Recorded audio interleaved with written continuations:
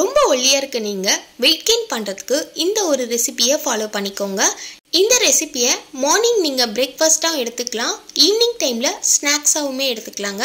இந்த வீடியோ உங்களுக்கு ரொம்ப யூஸ்ஃபுல்லா இருக்குங்க. இப்போ வாங்க நம்ம வீடியோக்குள்ள போலாம். நம்ம வீடியோவை இப்போதான் நீங்க ஃபர்ஸ்ட் டைம் பார்க்குறீங்கன்னா சப்ஸ்கிரைப் பட்டன் அழுத்தி சப்ஸ்கிரைப் பண்ணிடுங்க, மறக்காம லைக் பண்ணிடுங்க. இப்போ வாங்க நம்ம வீடியோக்குள்ள போலாம். மிக்சிங் பண்ற மாதிரி ஒரு பவுல் எடுத்துக்கோங்க. இதுல நான் மயோனீஸை ஆட் பண்ணிக்கிறேங்க. ஒரு 2 ல 3 டேபிள் ஸ்பூன் அளவுக்கு மயோனீஸ் சேர்த்துக்கோங்க. நான் வெஜ் மயோனீஸ் தான் யூஸ் பண்றேங்க. ஸோ இதை ஒரு 3 டேபிள் ஸ்பூன் அளவு சேர்த்துக்கோங்க. சில பேருக்கு மயோனீஸ் அதிகமாக இருந்தால் பிடிக்கலைன்னா நீங்கள் 1 டேபிள் ஸ்பூன் இல்லைனா 2 டேபிள் ஸ்பூன் அளவு போதும், அந்த குவான்டிட்டி அளவுக்கே சேர்த்துக்கோங்க.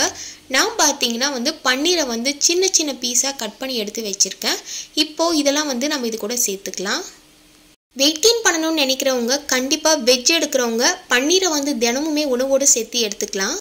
பன்னீரில் புரதம், விட்டமின்கள், தாதுகள் மற்றும் மற்ற ஊட்டச்சத்துக்கள் நிறைஞ்சிருக்குங்க. பன்னீரை வாரத்தில் 2 முறை இல்லைனா 3 முறையாவது உணவோடு சேர்த்துக்கோங்க. ஒரு சின்ன ஆனியனை கட் பண்ணி சேர்த்துக்கிறேன். ஒரு ஆனியன் இருந்தாலே போதும், அந்த அளவே கரெக்டாக இருக்கும். இது கூடவே ஒரு பாதி தக்காளியை கட் பண்ணி சேர்த்துக்கோங்க. உங்களுக்கு தக்காளி சேர்க்க விருப்பம் இருந்தால் சேர்த்துக்கோங்க, இல்லைனா இதை நீங்கள் ஸ்கிப் பண்ணிக்கலாம். இது கூடவே 1 டேபிள் ஸ்பூன் அளவுக்கு சில்லி ஃப்ளேக்ஸ் ஆட் பண்ணிக்கிறேன். 1 டேபிள் ஸ்பூன் அளவுக்கு ஆர்கானோ ஆட் பண்ணிக்கிறாங்க. உங்களுக்கு இது சேர்க்க விருப்பம் இல்லைன்னா ஸ்கிப் பண்ணிவிடுங்க. உங்களுக்கு ஆர்கானோ ஸ்மெல் பிடிக்கலனா இதுக்கு பதிலாக பெப்பர் கூட நீங்கள் ஆட் பண்ணிக்கலாம். பெப்பர் நான் 1 டேபிள் ஸ்பூன் அளவு சேர்த்துருக்கேங்க. உங்களுக்கு கொஞ்சம் காரம் வேணும்னா சில்லி பவுடர் கொஞ்சம் அதிகமாக சேர்த்துக்கோங்க, பெப்பரும் கொஞ்சம் அதிகமாக சேர்த்துக்கோங்க. இதுக்கு தேவையான அளவு கொஞ்சமாக சால்ட் சேர்த்து எல்லாத்தையும் மிக்ஸ் பண்ணிக்கலாம். இது எல்லாத்தையும் நல்லா மிக்ஸ் பண்ணிவிட்டு தனியாக எடுத்து வச்சுருங்க. இப்போது இதுக்கு தேவையான மெயின் இன்க்ரீடியன்ட் 2 பிரெட் எடுத்து வச்சுருக்கேன். உங்களுக்கு வீட் பிரெட் இருந்தாலுமே ஓகே, இல்லை நார்மல் பிரெட் எது இருந்தாலுமே நீங்கள் எடுத்துக்கோங்க. நம்ம மிக்ஸ் பண்ணி வச்சுருக்கோம்லங்க பன்னீர், இப்போ இதை சேர்த்துட்டு பிரெட்டில் கரெக்டாக ஈவனாக வச்சுருங்க. இது கூட நீங்கள் எக்ஸ்ட்ராவாக வெஜிடபிள் கூட ஆட் பண்ணிக்கலாங்க. நீங்கள் பன்னீர் சேர்க்கலைன்னா நீங்கள் சிக்கன் வச்சு கூட நீங்கள் செய்யலாம். இப்போது இது ஈவனாக நான் ஸ்ப்ரெட் பண்ணி வச்சுருக்கேன் பாருங்கள்.